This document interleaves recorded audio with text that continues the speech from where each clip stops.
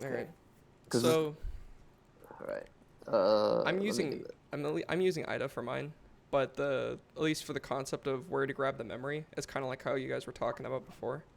You go to your main loop, and you would have some decompilation here, and there's this VM code variable basically, and that should lead you to where the data is for the on 85. Um, Most of your decompilers will tell you where this offset is.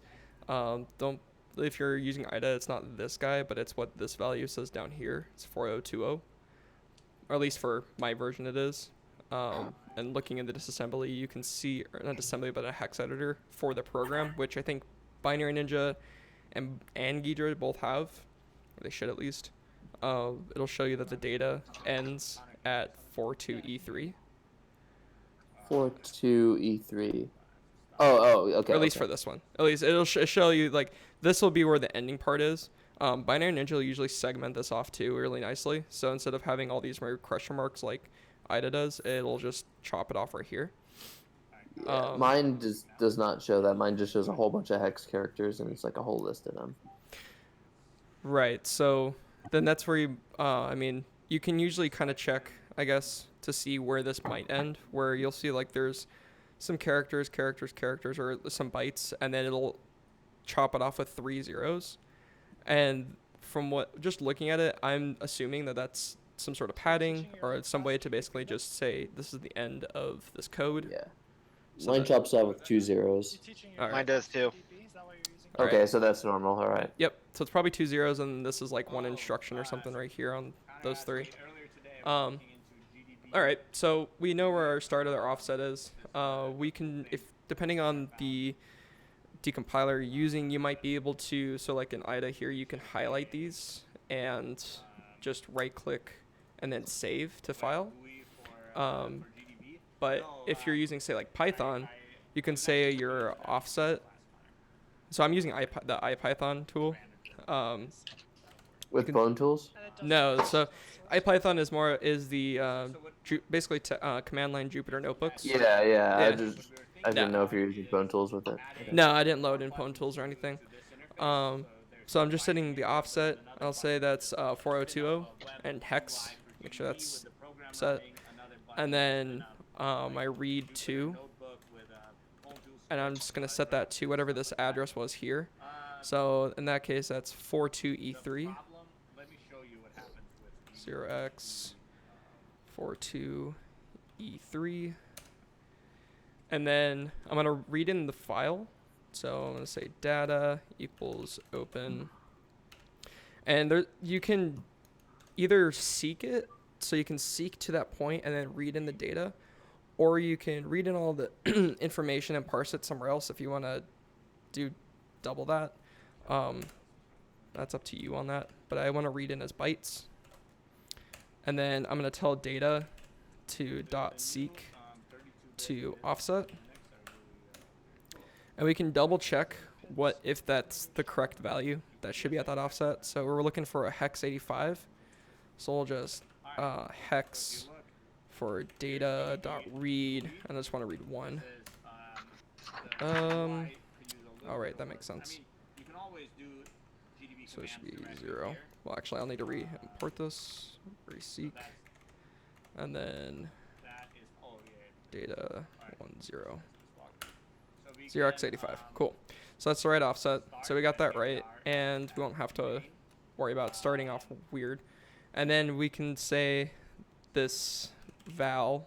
We're going to go ahead. Actually, this will be the program. I'm going to say data.read, and then I'm going to read to. So remember this offset. We'll just double check where does that end at. So F2E3 should be, we should have 3 zeros basically at the end of this, or at least for mine, it shows 3 zeros, or 2 zeros if you guys have that.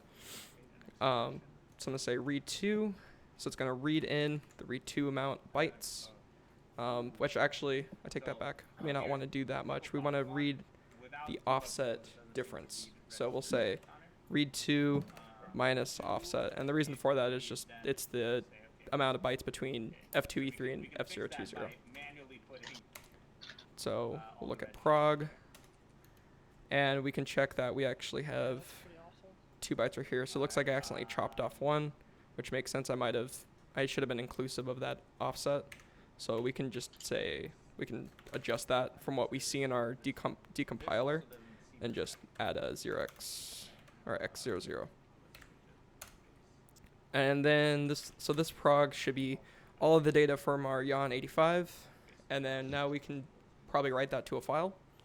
So I'm going to say with open, I'm going to say this is teaching 14.bin, some binary file. I'm going to write bytes as fp. So this is opening a file pointer that I can then write prog to. And this is going to go ahead and write it to a file. So if I look over here, I can see that my teaching 14-bin is right here. So that should be the VM that this emulator is using. Now, something to see that I usually like to check is to figure out how big these instructions are. You can, if the emulator didn't show you, you could alternatively check what the length is of prog and then see how that divs. If that divides evenly by a certain amount, which in this case is 3, but like if you said 2, it could even be 2 potentially. So we would need to probably check and see which ones. Yeah, and 4 goes in there too. Yeah. So we need to double check which ones that goes into. But since we have this nice emulator that's telling us everything that this program does, we can go to our interpreter loop here and go to the interpret instruction function. And instead of using, those guessed numbers, we actually see in our teaching binary, it shows us, first off, what the registers are, and then secondly, what it's parsing the operands as. So it takes the opcode and then gives us argument 1 and argument 2. So from this, we can probably guess that our instructions are going to be consisting of 1 opcode number, 1 argument number, and 1 arg2 number. So that should be 3 bytes that we should see. Wait, sorry, could you go back to that part? Yeah, so op1 here, or sorry, this. So we're trying to figure out how big our instructions should be, right? And what's cool about this teaching binary is that it'll actually tell you what operand is being ran at the time or what instruction is being processed. And we can, with this, just this value, oh, I didn't want to do that. This value that it's showing you, oops, I'll just interpret instruction. With this value that it's showing first the instruction that's being executed, and then the first and second argument that it has that's being processed with that instruction. Double checking too with what this operand is. This function, which is interpret instruction, is going to be what's interpreting our instructions. I mean, that sounds redundant. I'm sorry. But the reason why that's important is because now we can see, okay, well, which value is actually op. Well, based on this printf statement, at least how it's laid out, we can see op is actually byte 2. So this would be the 3rd byte within our instruction. And we see that it's actually then running it through this giant, what would be almost like a switch case, but it's a giant if statement tree to figure out how to parse it. But from this, yeah, we can assume then that our instruction size is 3. So that's nice because now we can just then take, let's say, instruction, and we say that that's equal to some program. So sort of the prog. So this prog is our program data for the VM. And what I'm going to do is I'm going to say I, and then from I to I plus 3. So this is saying for some index it's at, we're going to include 3 bytes from that. And then on a for loop for I in range, and we're going to do 0. So from the 0th index to the length of prog, and we're going to do it in chunks of 3. So range actually has a 3rd option, and you can chunk out, basically, you can do offsets of 3, which are going to be really nice, so that way we don't repeat bytes in how we parse this. So if we look at the instructions now, we can see that each of these should be in a length of 3. And some of these either may not look like they are, but we can double check this. If length I doesn't equal 3, print error, and looks like everything is a length of 3. So that's cool. Now what you'd want to do is, now we want to run through here and see, okay, well, which one's going to be our instruction, our opcode, which one's going to be our argument, and which one, or argument 1, and then which one's going to be our argument 2. And thankfully, we can actually reference in the teaching here. But let's say we didn't have the teaching to actually reference this nice layout here. Say we're in the testing one. Well, personally, I like to use the add function because it usually seems to be the most, at least readable for me. But first, we can see which value it's using for the instruction, for the interpret instruction function. My IDA does this weird thing where it'll XOR it, or not XOR, sorry, bitwise AND it with a large value, it seems. But the reason for that is because it's grabbing the second byte operand of that instruction, or of the 3 bytes that's there. So it's trying to grab that second byte. That's the only reason why it's doing it like this. But so it's splitting up the byte. Yep, it's trying to basically AND it to just grab that one section instead of the rest of them. That's why it's ANDing it with just that value. And if it equals, mine's been doing that too, but not, the numbers aren't as big. Yeah, right. So like yours may not be as big as that, and actually I think Binary Ninja shows it a lot better. Like this shows it really strange, but Binary Ninja will actually say like, okay, if this argument of the second byte of this argument is 4 or 0x10.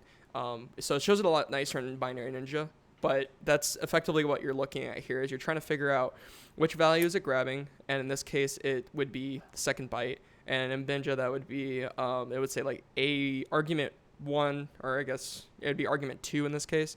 It'll say argument 2:2, because that's the second byte of argument 2, and so it's going to grab that and basically switch off of that. So now we can figure out that so I'm gonna say our opcode op order is equal to, I'm gonna put them all as zeros for now, but we know that the opcode, which should look like op arg1 arg2, we'll say that the operand's going to be in the second place. So now we can look at the AND function. And the AND function should be passed, and we see here there's this A1 that's being passed.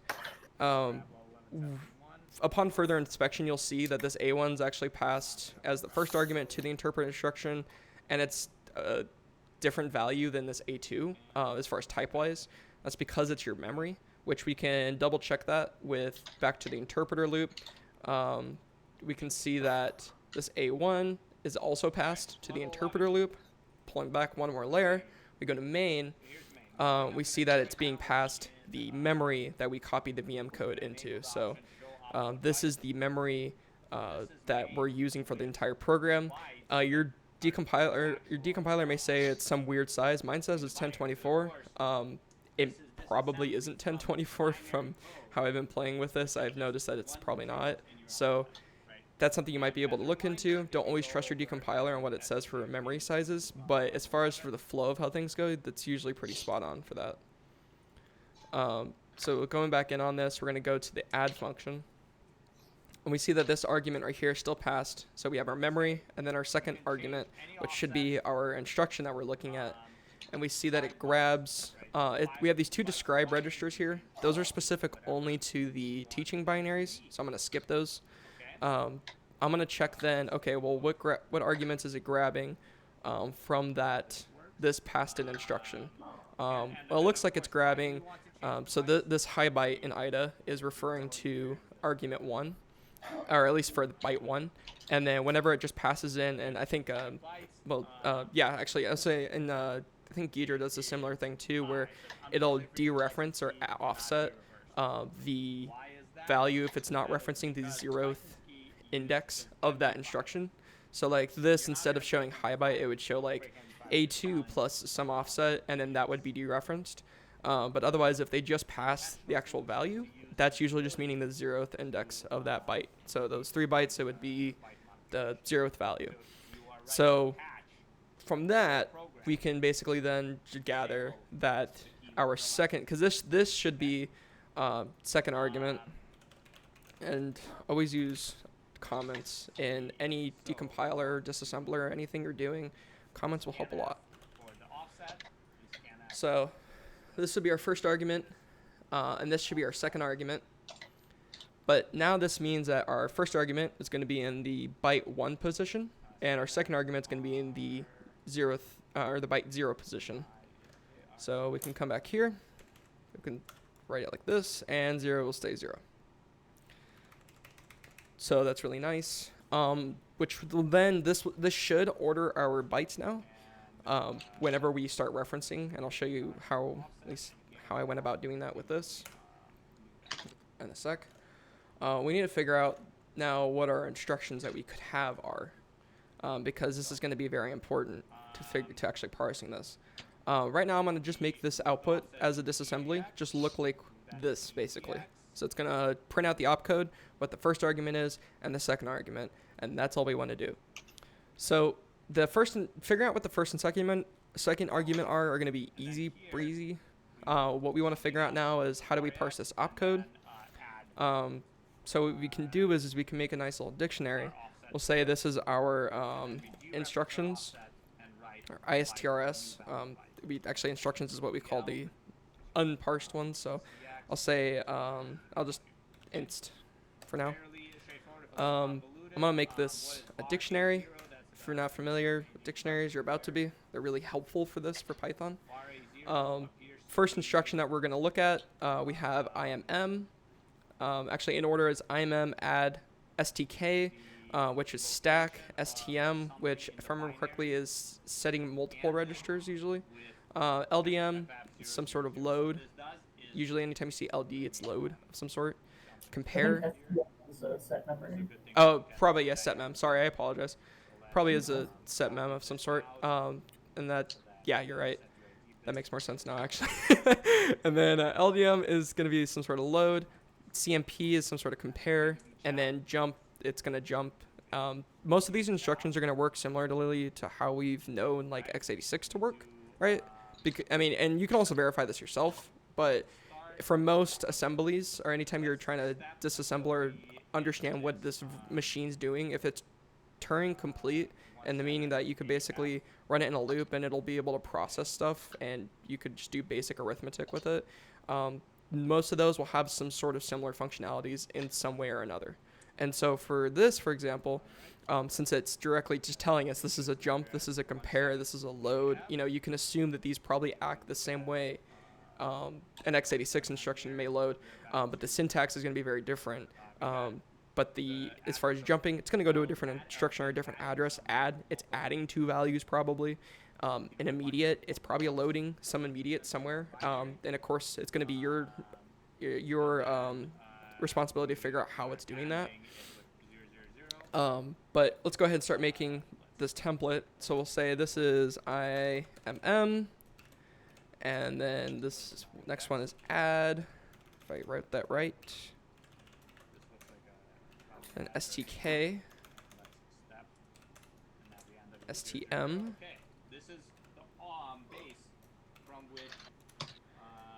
and then STM, LDM. And this is just for the opcodes. Yep, this is all I'm doing is trying to, I'm going to make any instructions for the opcodes, because that's really all we care about right now. We're not doing these fancy emulating. Not the arguments. Yeah, because arguments, I mean, they're going to be the same through everything. And we can verify this, though, too. Like, we can go to something like, say, compare. And right away, we can see that the first argument is high byte again. And then the second argument is the 0th value. You can also cross-reference this with the teaching, too, and see that it's taking v3, which is this value, as the value that it's going to pass in as the argument 2 for it, of what it's trying to compare between these two guys. And then we can also, I guess, jump takes that's this call, but where is it? Let's say, that's it, look at add, we'll say immediate. So immediate takes the first value, which should be the register or yeah, so in this case, it's going to describe register and then print that here. So it should be the register that you're going to load in the A2 value to. So A2 still doesn't reference the high byte. It's a 0th value. So we can kind of then assume that the arguments are going to be the same throughout the entire program, at least in the order that they should be in.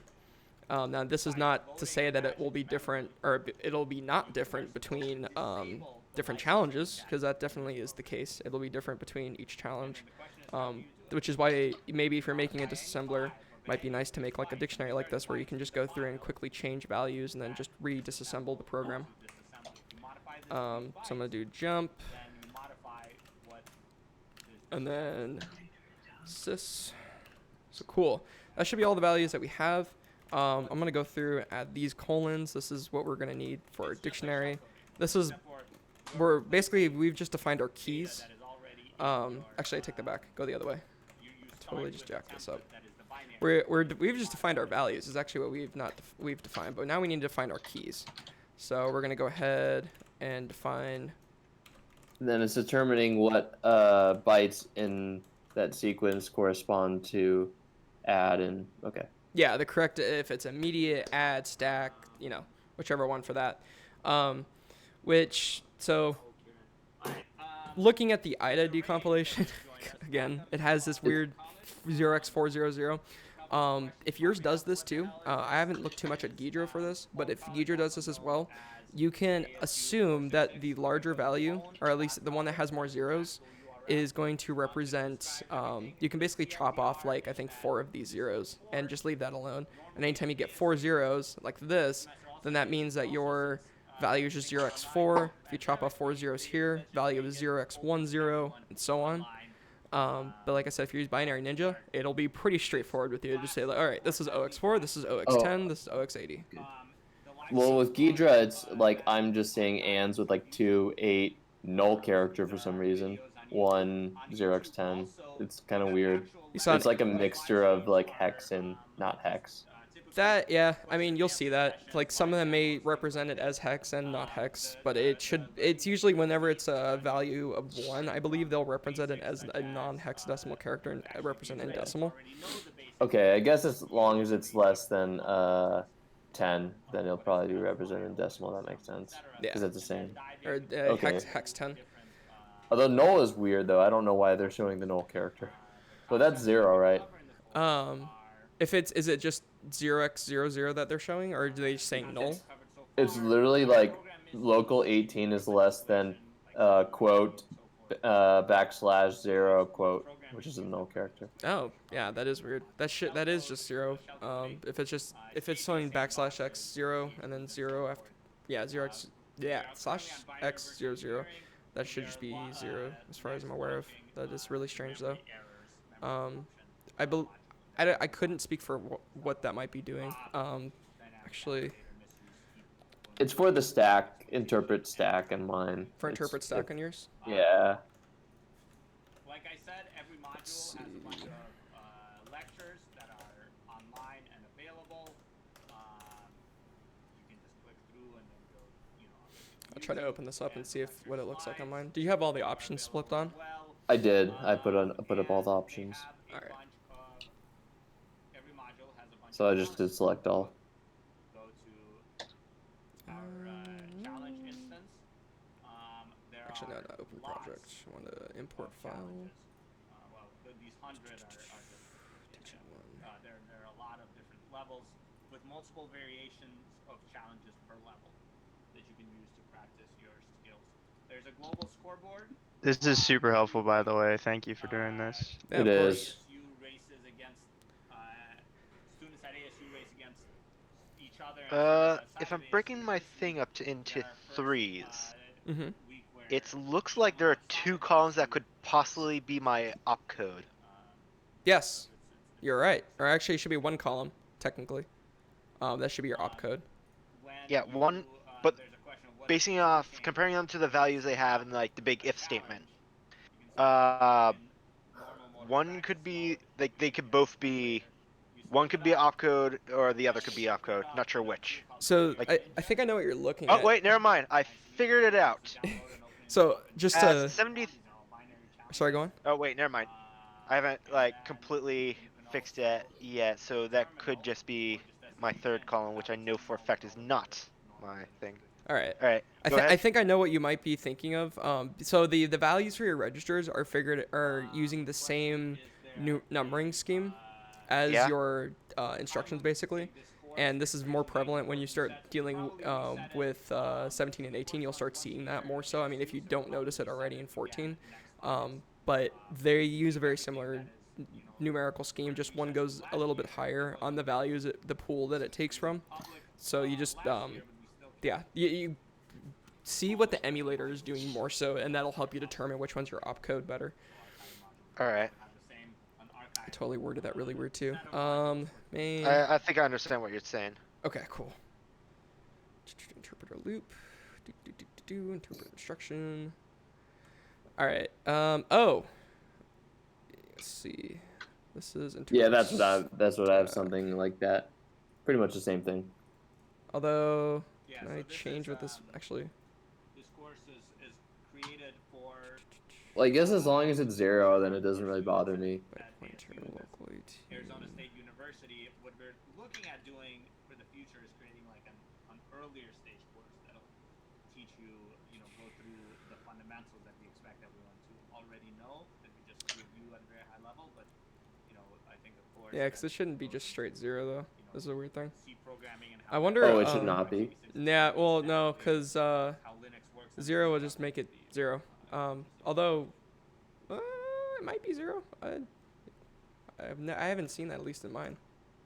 I was just thinking, like, since, like, in Hex, it's the null character is 0, so I was hoping it would be 0 here, too, since it's Hex.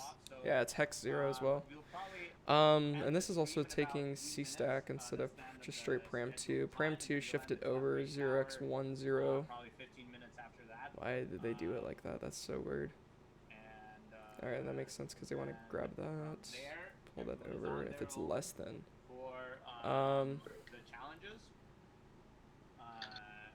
I guess the only thing I could think of is maybe if it's because what is param2? Is param2? It's a unsigned long, so that it wouldn't turn negative.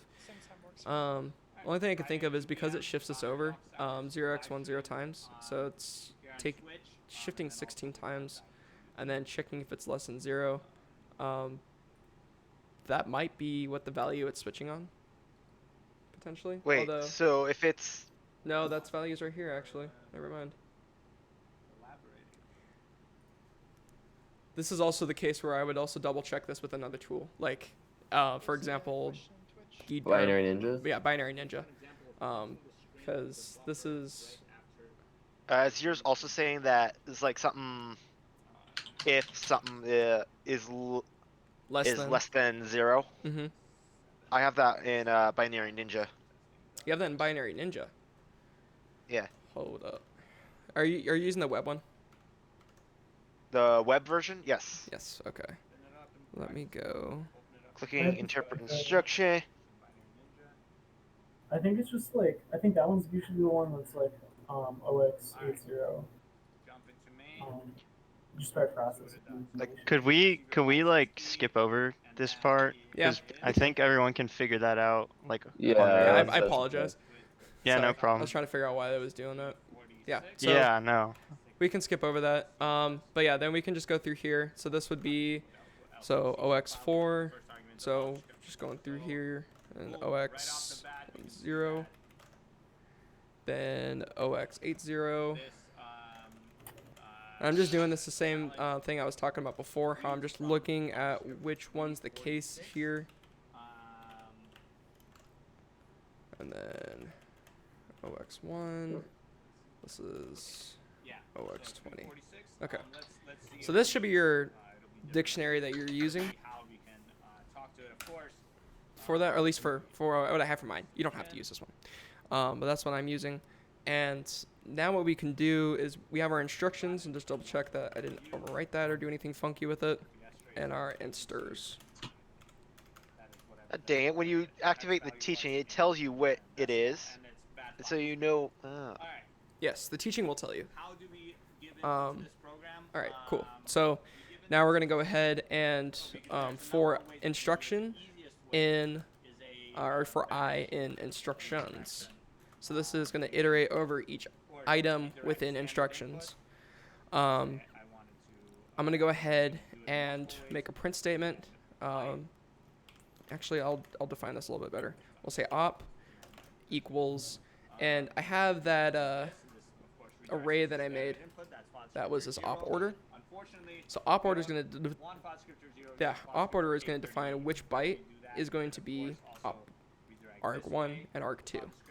So the cool thing about that, we can just say, all right, well, for I, we'll take I, and then the value here, that should be at, for the 0th value, which should be our op, it'll go ahead and then grab the value that's at that spot, and then reference the index inside I. So what this should be grabbing is the 2nd byte. Then we can do this for arg1, I equals op order 1, and then arg2 equals I, we'll say arg2. Cool. So now we can go through then and print. We'll do it exactly the same way. We'll say F. I'm going to do an F string. If you're not familiar, F strings in 3.8 or format strings can be done in this manner. So you can have an F and then your quotation marks. And you'll see the magic of this here in a second. We'll say I and then op. And then in brackets, we're going to put op right there. And that's going to basically insert that variable value at that point. And then,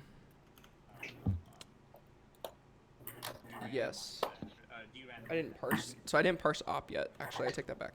So we need to parse op real quick. We'll say this is op code, and then we'll say the actual op looks like inst, and then opcode. Alright, so we grab first what the value is of that 2nd byte, and then we pass it into inst, and if that value exists within inst, it's going to return back the corresponding instruction name. And then now we're going to go ahead and we say arg1 equals this again, arg2, cool, so we don't have to do any more on that. So arg1, and this is going to be arg1 here, and then arg2, and then this is arg2. Cool. And hopefully this doesn't have any issue trying to parse it. What you will see if we do have an issue is that it'll throw a key error because that instruction doesn't exist. So we saw a key error, but if we double check real quick, if we look at our instructions, this value right here, which is at the very end, is not possible because we have no instructions that start with 0. So we can actually just get rid of that with a nice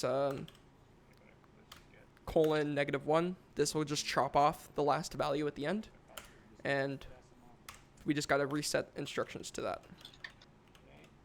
So instructions equals that. Cool. And we just double check, make sure it overwrote right, and it did. And now we can then use this, and now we have all of our instructions nicely parsed and disassembled. And if you wanted to, you can make this into a really nice file. So I have teaching bin here.